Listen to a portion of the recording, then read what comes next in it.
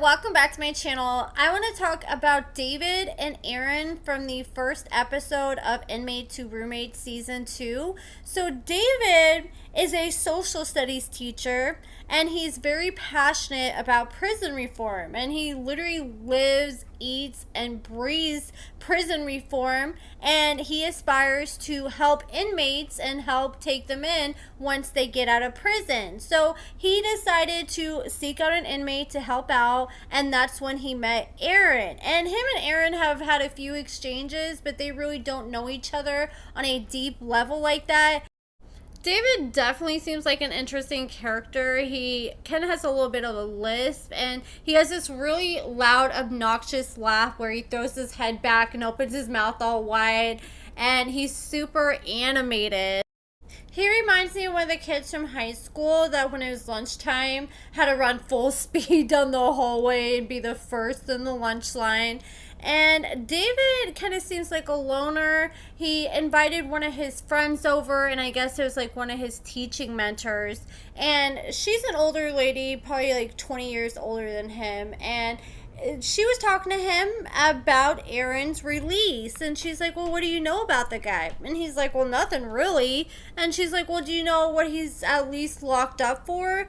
And he has absolutely no idea. And he just laughs about it like it's a joke. And it's like, this dude does not seem like the type of person who is ready to take an inmate in and be ready to put his foot down and lay down the law.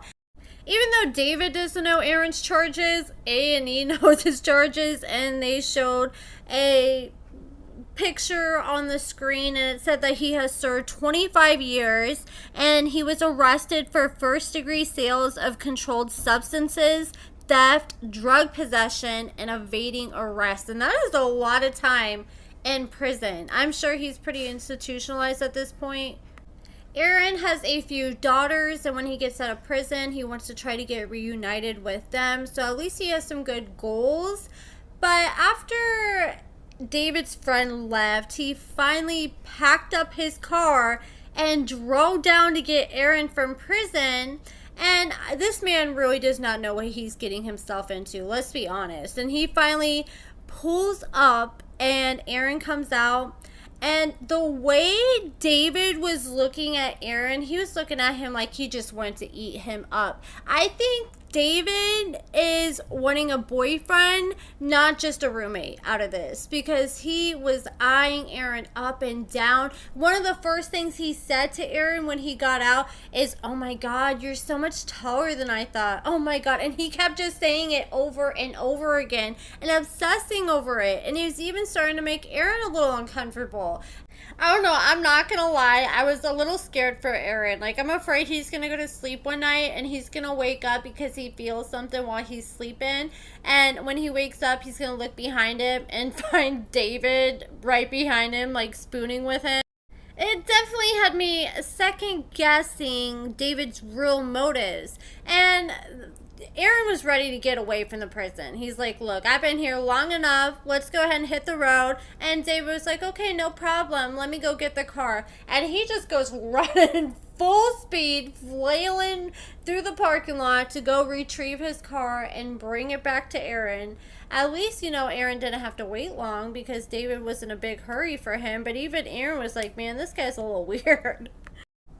Aaron may have spent a lot of time in prison, but he looks like he don't play that. So this should be very interesting to see how this story unfolds. They did show a trailer for a future episode, and apparently Aaron goes back and he's starting to get settled into David's home, and he's looking around his home, and David shows Aaron his whole office, which is pretty much dedicated to prison reform, and he has file cabinets upon file cabinets in his whole office. You can't even see the wall because there's so much paperwork and file cabinets, just full of files everywhere.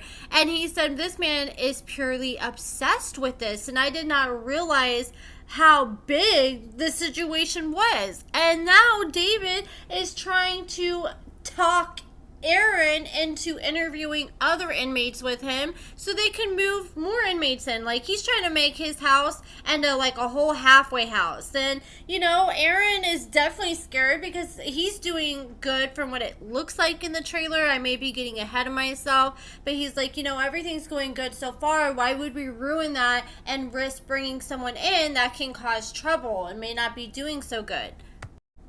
David said he is done going to prison and done with the criminal lifestyle, and I really hope he is. But he seemed remorseful about his actions, so I do have some hope.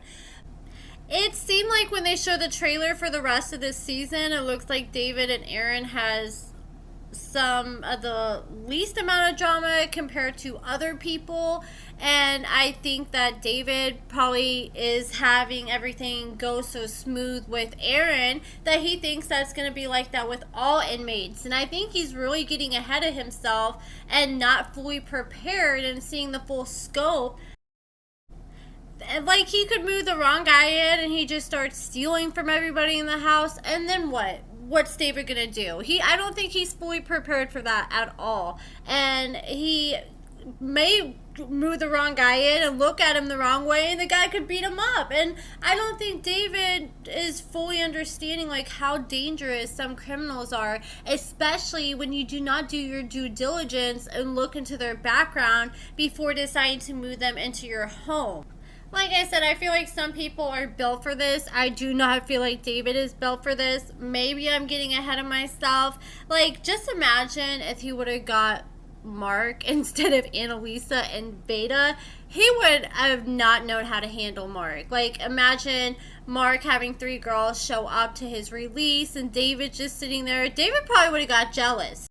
But say he was to have someone like Mark who comes in and is having all these females in and out and partying inside the house. I just don't see him as the type to lay down the law and really like be intimidating. I feel like he's going to easily be walked all over.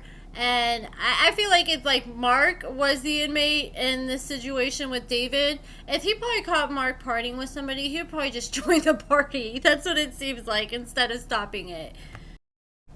But what do you guys think about all this? Do you guys think that David is built to move an inmate in and multiple inmates in possibly and handle all that? Or do we think that David should have just got him a cat or something? Let me know in the comments below. Check out my lashes at AccordingtoAmber.com. Give this video a thumbs up, subscribe, and thank you so much for watching.